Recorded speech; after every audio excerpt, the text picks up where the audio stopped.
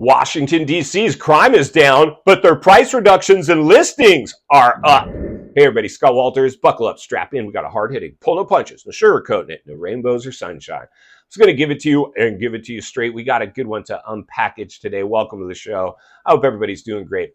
Let's jump back on the real estate merry-go-round and examine the good, the bad, and maybe a little bit of the ugly. No, Scott, not the ugly. Only examine rainbows and sunshine and tariffs. No. Somebody's got to read between the lines and look.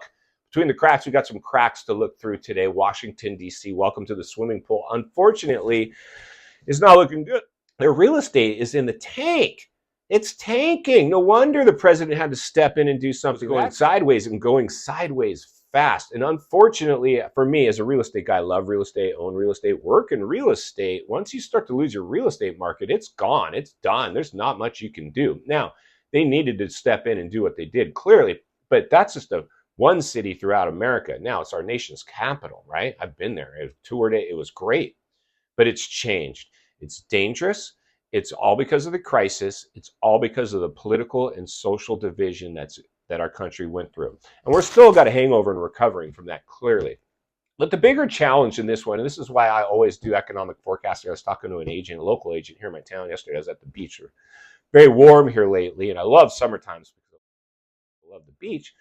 And my college kid was out with one of her friends, and her mom was a real estate agent too, different company.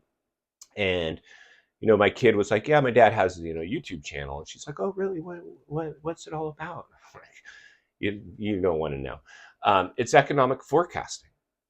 It's economic forecasting. And here's the thing. And not that it was an argument. It was a very cordial conversation. I'm a very nice guy. I'm a lover, not a fighter by nature.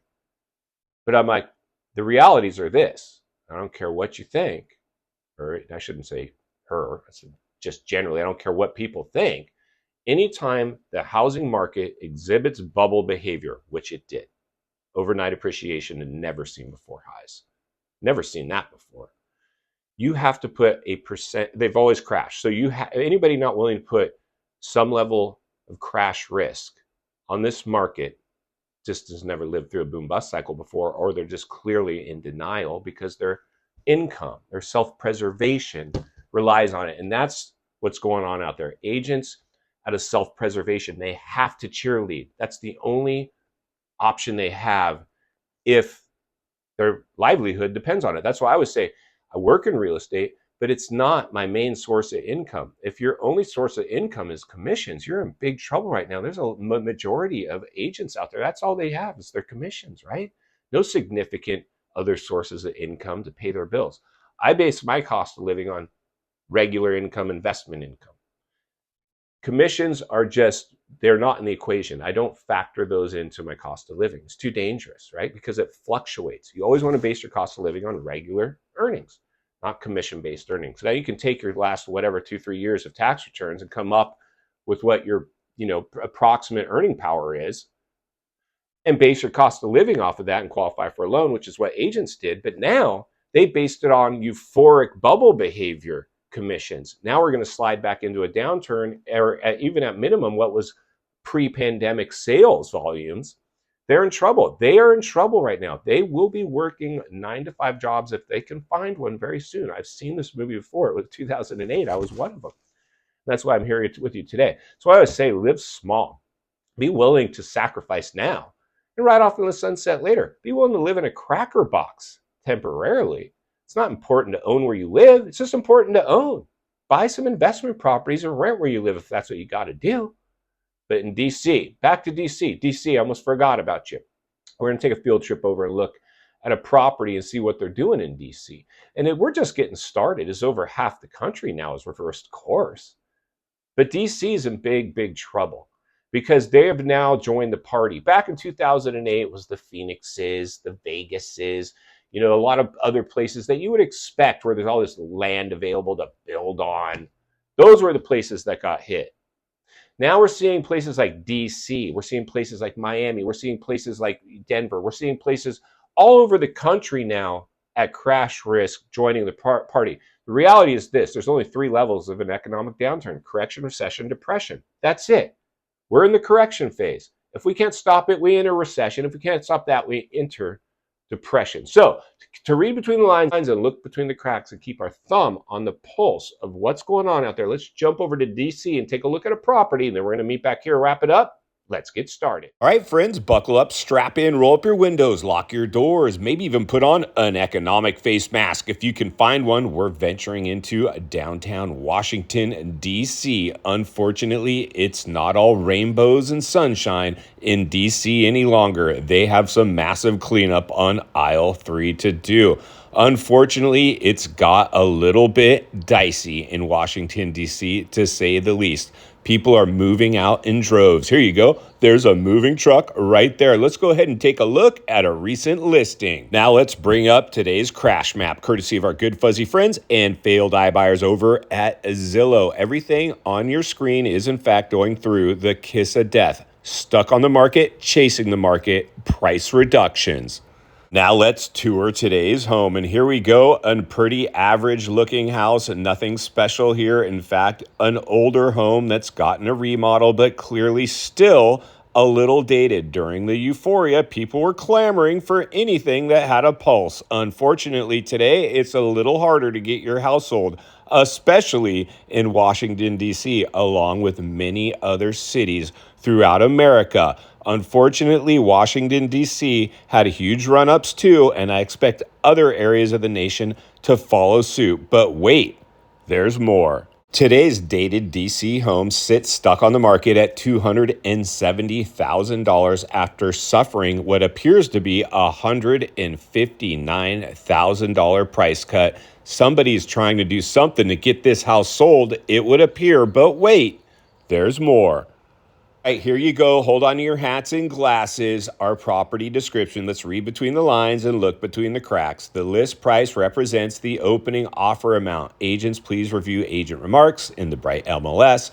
This is basically desperation time. They couldn't get it sold, so they're going to try to do an auction of the home. It also goes on to say this home is brimming with potential and ready for your personal touch, which really means it's dated and it needs work, but of course they're not going to tell you that. Our house is stuck on the market. It didn't sell at what they thought it would sell for. Now they're grasping at straws. This is getting a desperation time in the real estate market, specifically Washington, D.C., but I'm sure I could pick apart properties all over the country that are trying similar tactics. The game has changed. The party's over. The game of musical chairs has stopped.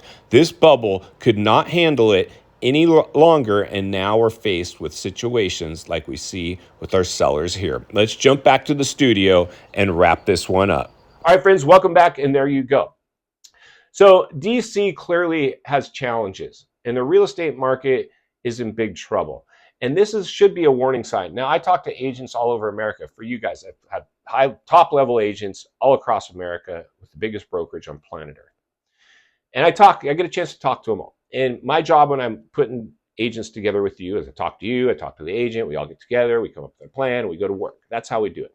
Now, agents, a lot of times I talk to them like, yeah, Scott, over here, like it's still, stuff going off the market really quick.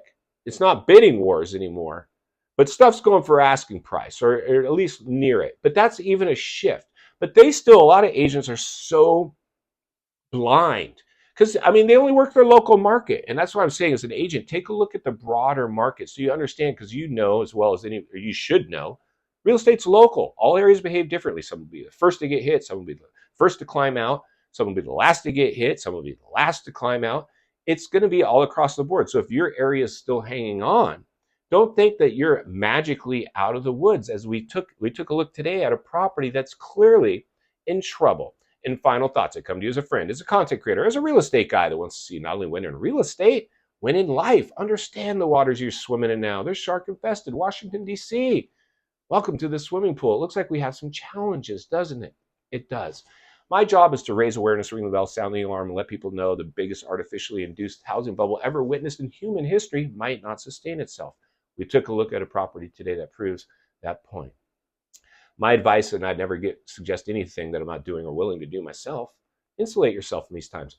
Expect the unexpected. It's better to be prepared for something and have it not happen than have something happen and not be prepared.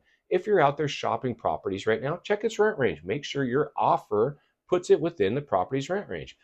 Standard amount down, today's interest rate, may cost to carry is within its rent range. It's like an insurance policy you can pull for yourself. So if anything happens to you, Lord forbid, or your health or the economy or your income, a renter can go in and make the payment for you. You don't have to lose the property. And better than that, eventually you might decide, I want to move out of this property, but I'm going to hold it and turn it into investment income, a rental, and continue to climb the property ladder. Within 10 years, you could own a handful of properties and never have to work again. It's the path to wealth. And that's why I'll be here to blow the lid off it every step of the way. Because it's not only what we need, it's in fact what we deserve. If you appreciate the content, I want to humbly ask you to give the video a like, subscribe to the channel, leave a comment below. I'd love to hear from you. Social media links in the description of this video if you'd like to contact me there. Along with links to channels I've appeared on, I think you might enjoy. If you need help buying or selling real estate here in America, I have the biggest network of top-rated agents in the nation ready to assist you. It'd be our honor and our privilege to do so. Email in the description for you as well. If you're watching from your television set today and you enjoyed this video, you're going to love the next video, and there's an easy subscribe icon for your convenience. As always, thank you for your time. Please go make it count today. God bless. I'll see you on the next video.